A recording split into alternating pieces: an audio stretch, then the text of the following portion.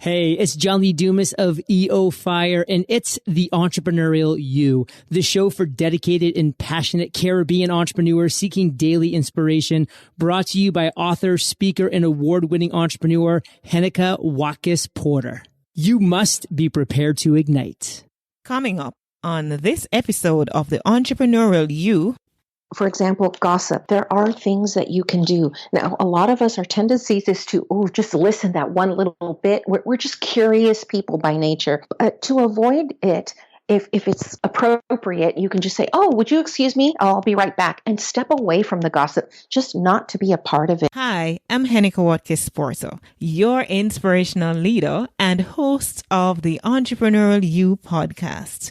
Today's episode is brought to you by Bookophilia, Patois Apparel, and the Jamaica Stock Exchange. And now, let's go to today's episode. Helping businesses and individuals find success through better communication and social skills. Today's guest is a modern-day social skills, civility, and business etiquette expert. She focuses on communicating and interacting more effectively and with a lot less drama. Her book, Don't Burp in the Boardroom, Handling Uncommonly Common Workplace Dilemmas, complements her signature style and humor and has become a must-have book and go-to guide for any individual who's looking to succeed and advance in today's business or workplace.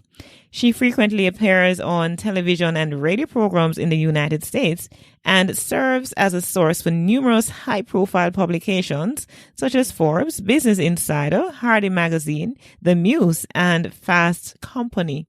I'm so happy to have on the Entrepreneurial You today, Rosalinda Randall. Welcome, Rosalinda, to the Entrepreneurial You. Thank you. It's my pleasure. I've been looking forward to speaking with you, Heneka. Great, and now we're here. So to launch us out, we have a fun question, and here's yours. Would you rather visit the doctor or the dentist? The dentist. I love going to the dentist. Oh, you are the first person I've heard saying you love going to the dentist. Okay. All right. Yes. In fact, I always make my appointment before the 6 months. I like to go every 5 months just to make sure everything's okay for some reason. Congratulations to you. All Thank right. you. So now share with our community of peak performers your social media handle. Well, you can find everything really on my website, rosalindarandall.com, but my Twitter, I'm most active on that, is at Rosalinda Tweets. And of course, I'm on Facebook, but everything's on the website. Okay. And for my peak performers, you know that you can always reach me, henekawatkis-porter.com, or on Instagram, Facebook, Twitter, at Heneka Watkis-Porter, as well as patoisapparel.com or at Patois Apparel. So now we're going to be talking about how to, handle dilemmas without losing control and losing our cool and dignity. And you are the expert, Rosalinda, that we've brought on to share. First of all, why do we even need to care about handling dilemmas? Well, that's funny. I was asked that question, like, why should I care about civility or manners or anything? I've got to get things done. I need to go where I need to go, and I don't care who's in my way. I've got to go. Well, that's one way of living your life.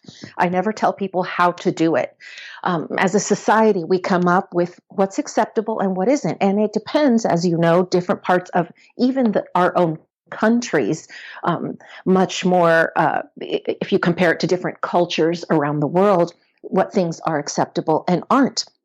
So it's really our responsibility, I believe, to find out what the culture is. Just like when you go get a job at a company, it is your duty as a person who's interested in working for that company to find out what that culture is. Maybe it isn't a good fit for you. And you go and people, I've seen them do that, and then they get the job and they start complaining about why that company thinks this way or why it does that, or I'm quitting because the CEO supports this or that. Well, you should have done your homework. So it's relative. It relates to civility and everything, to every aspect of our not only our jobs, as I mentioned, but also our personal lives. It would make coming home much more pleasant to a person who isn't going to go, well, it's about time you're home. You didn't do the dishes like I asked you, did you? I mean, whether it's you're talking to your your romantic partner or your child, that is not the most pleasant way. I wouldn't want to come home. I'd go take a ride and get home later. And I know people who say, I don't go straight home. I need to unwind before I get hit with this, incivility even at home. I've had enough at work and now I come home to the same thing. That's one place where I believe it matters the most inside our four walls, because that is a reprieve from the harsh world out there, whether it's driving, your boss, your coworker, whatever your situation is, your professor. You want a place that is going to be welcoming, calm, that you speak, that you talk about things, you don't yell. So, because if you go 24 hours a day, except for the few hours you sleep, minus the few hours you sleep, you're bombarded with this kind of always on the defensive, or someone always slipping these little lines at you to that passive aggressive stuff. How are we supposed to go out the next day and be kind to our coworker, or help the lady, with the baby pick up her groceries? We don't care. We're just trying to survive. So that's the bigger picture to me on why it should matter to most everyone. And also, it makes you more likable. I always say, are people happier watch you walk away, or when you come into the room? That determines everything. No, you talk about culture, Rosalinda, but let's even move it outside of our homes or even businesses. A lot of us are thinking of businesses on the international scale, international marketing our products. So if you're in Jamaica, you're thinking of going into China or the United States, which, well, it's not so different culturally from Jamaica, but maybe somewhere else, somewhere in that East that is quite different from what we do on the Western side of things. How important is that cultural consideration? You accept your business card in a particular hand, and you introduce, a particular person to the other, and the order in which the introduction is done, and so on and so forth. Isn't that a little too much? Doesn't it get a little confusing? What say you to that? Yes, it does. To be perfectly honest, it is very confusing. And I will address that, but even bringing it down to one country, our country, the United States, for example, there are already cultures mixed in here, but let's leave that aside. People come from different places, expectations are in a certain mood, and anything, even if you think you're introducing the proper way, whatever that means, it could come across, in an offensive manner, or someone feels, oh, why did you say their name before my name? Or you didn't look at me when you said it. It really comes down to the individual person. Now, going back to the cultural things, again, similar to what I said earlier, if you are going to do business with, say, China, there are a myriad of books. You can Google what are the top 10 don'ts when you're doing business in China. I mean, just follow the top 10, easy, and try to do that, because you're going into them. You're seeking their business. That's how I look at it. If someone from another country is seeking my business, then it is their job to find out the top 10 things that maybe the United States, doing business in the United States, doesn't work or is frowned upon. So I think that's where I live my life by these 6 traits and my business model. And that's one of the things, being considerate, being aware of someone else. And I think that's what we're lacking, because we're so focused on getting what we want that we forget that other people might see it differently. Also, our attitude. Do we say, well, this is how I do it? I don't care what they think. This is my way of doing business. Well, then you're going to lose business. And that's fine. You can have that attitude. Some people don't want to change or adapt a little bit. And I say, go for it. That's why I developed these 6 traits that I mentioned. And if we follow them or keep them in mind, anytime we're dealing with anyone, we diminish, not erase completely, but diminish the chances of offending someone when we deal with them, especially from other cultures. Those 6 traits, do you want to elaborate on that for us? Yes, I'll do it quickly because I can talk a long time about each of them. They basically, and really where I got them was from my parents, and specifically my father more so. It's hard to talk about one, not the other, but for some reason he stands out. And the first one is courtesy. That is just the basic, being polite, saying please and thank you and pardon me or excuse me when you bump into someone instead of trying to squeeze by and, rubbing against me. Also speaking, in a pleasant tone. So that's courtesy. That's one. Consideration.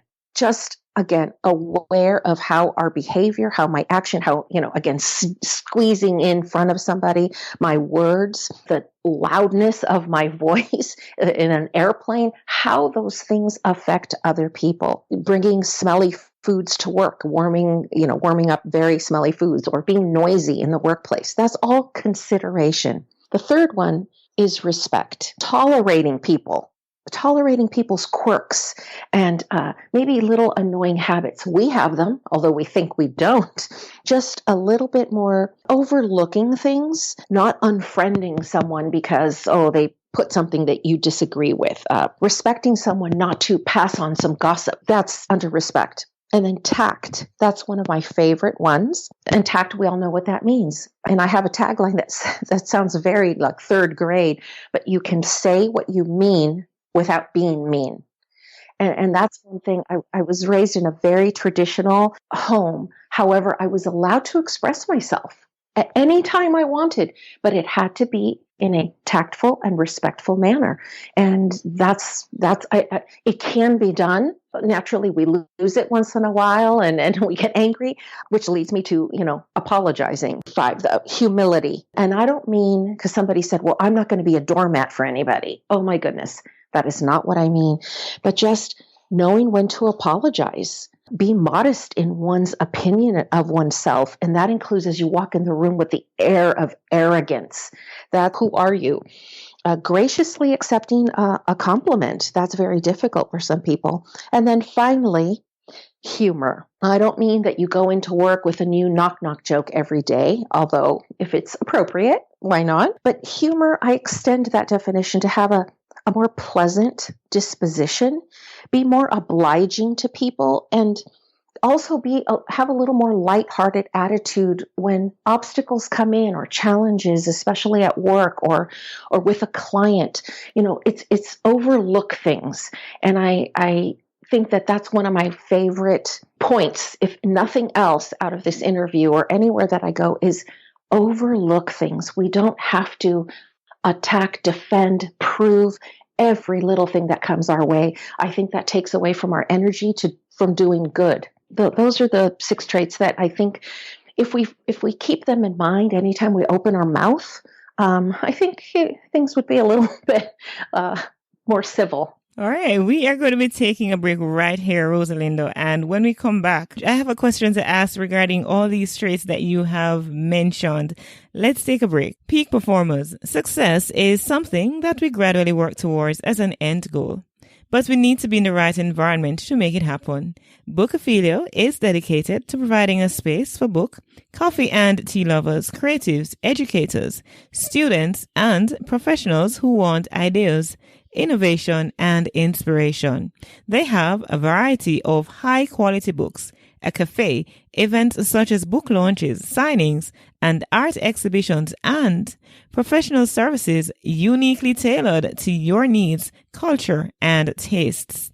Their environment provides for the full literary arts experience, allowing for multifaceted creative expressions.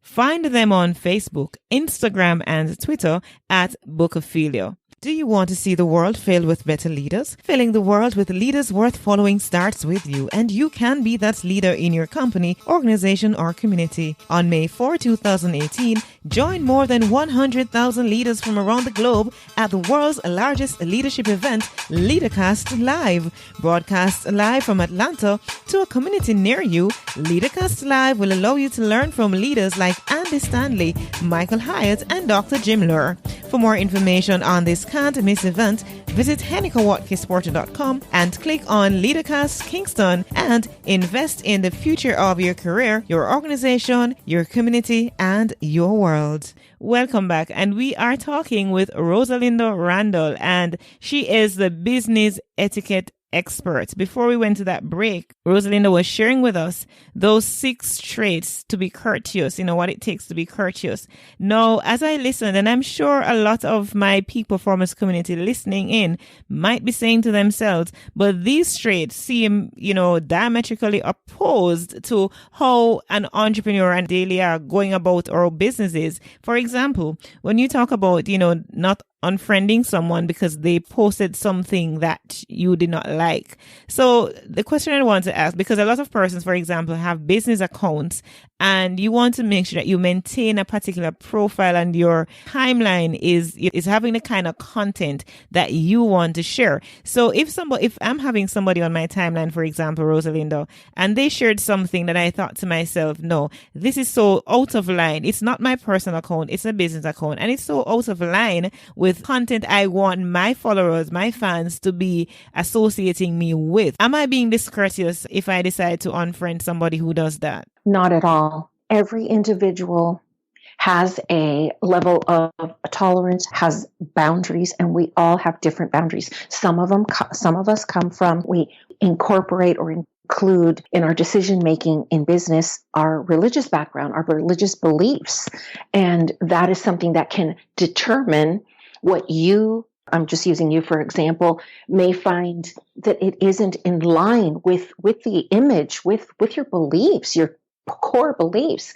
Then that is a decision that you will make to determine whether you should, for example, unfriend someone.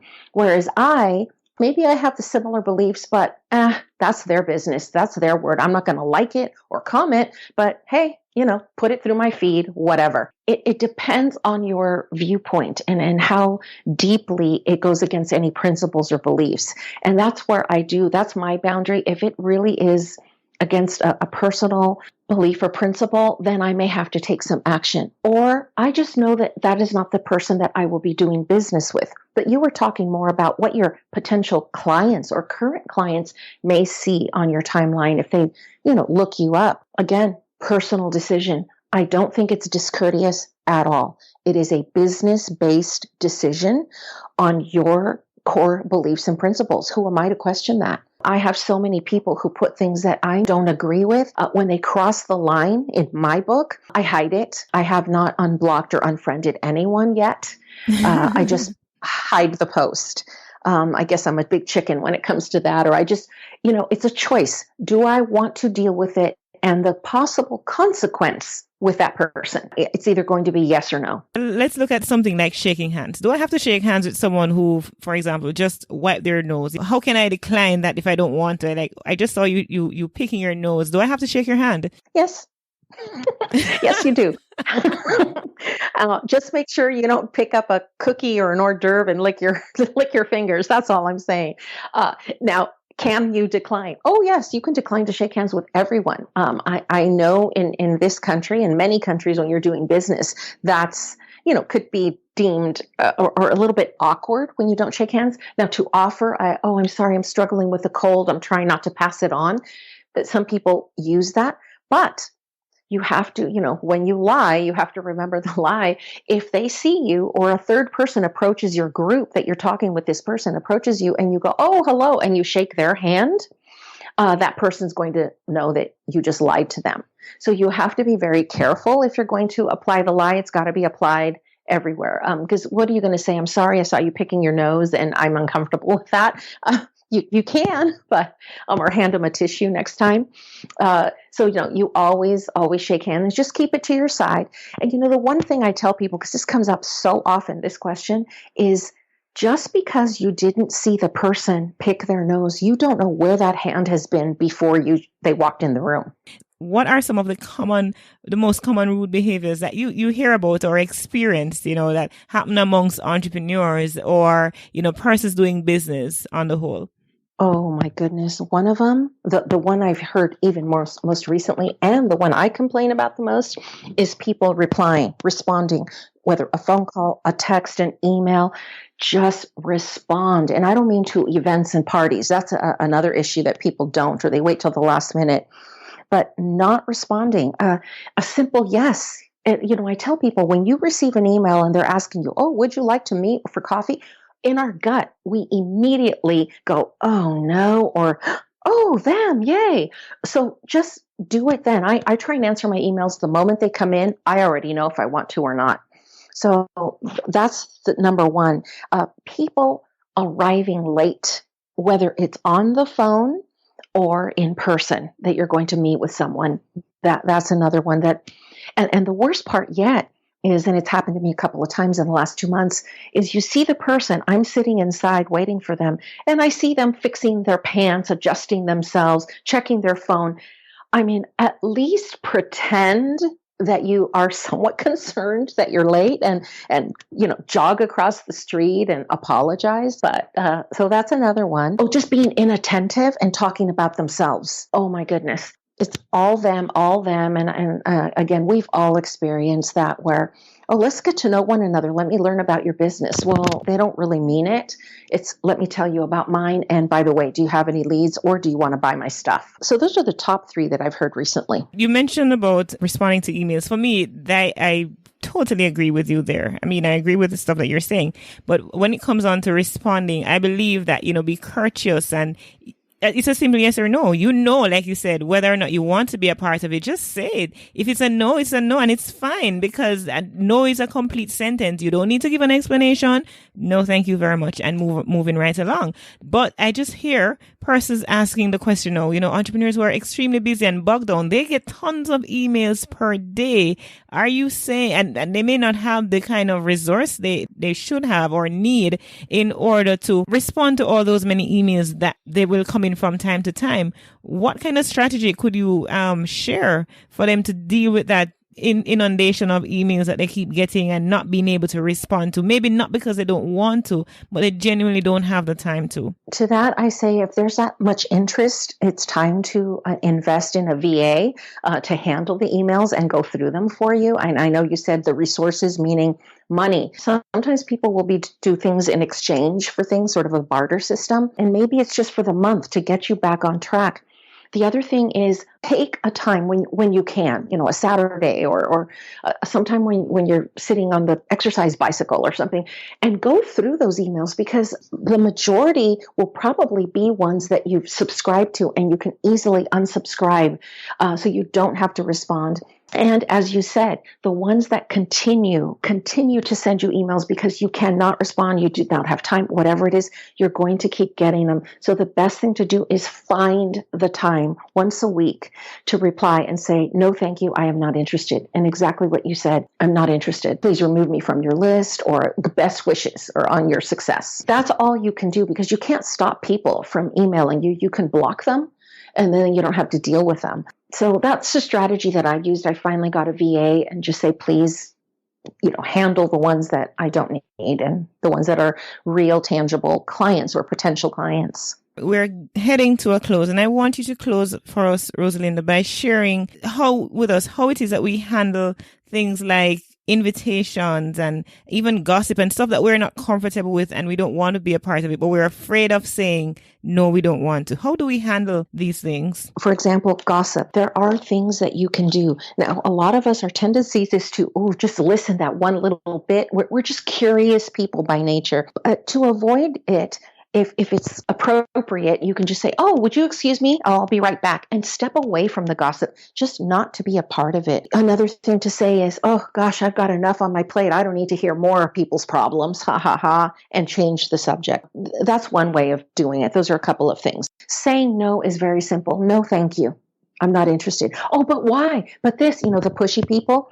The one thing I recommend, once you said no twice, very politely, the next time you stop. You stiffen your body, whether you're sitting or not. You lean in a bit. You look right into their eyes with a smile on your face and say, I'm not interested. Thank you.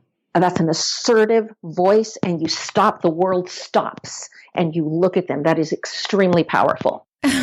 This is a great way on which to close. Now, I'm going to ask you again, Rosalinda, to share your contact information with our community here of peak performers. We have been talking with Rosalinda Randall, and she is the business etiquette expert. And we all can use some etiquette in the business world. You know, if it is that we're still employed, wherever it is in the world that we are, whatever it is that we're doing on a daily basis, we need to be polite. We need to know how to respond to even those questions that are unwelcomed, those situations that are unwelcomed. And so we've brought in the experts to share. And now, Rosalinda, where can they find you? First of all, thank you so much. It was a pleasure being on the Entrepreneurial You show. You were a joy. You're a wonderful host. You can find me on rosalindarandall.com. All my social media contact is there. My book, you can go to that, Don't Burp in the Boardroom. So rosalindarandall.com, and thank you so much. Thank you so much for coming on the Entrepreneurial You and sharing your expertise with us. And I wish you every success in all that you're doing. Continue to inspire, continue to teach, continue to spread the word about etiquette and being a good human being. Thank you. And now a word from our amazing sponsors. We needed to raise capital, but our experience with local financial institutions was that they were cautious and slow to act, and interest rates were far too high. We had real concerns about financing our business through outside equity investors and the possibility of interference. Could we get a fair valuation for our business? We had our own ideas about the business and its value. Should I go the traditional route of bank financing, or should I try the Jamaica Stock Exchange? So we made a call and experienced transformation of our business through conversations. I'm John Mafood, CEO of Jamaican Teas, and we're listed on the Jamaica Stock Exchange. Give us a call today at 876-967-3271 to begin your transformation through conversation. We want to see your company listed on the Jamaica Stock Exchange. What do you know? We have come to the end of another great episode of the Entrepreneurial You podcast. I trust that you learned something and that something resonated with you so that you can share with others. And speaking of sharing, I'd so love for you to leave a comment on the show notes page of each episode. Well, we're talking about this one in particular. Leave a comment at the end of the page so that when you go the topic, you click down. And at the end, there is an option there for you to comment.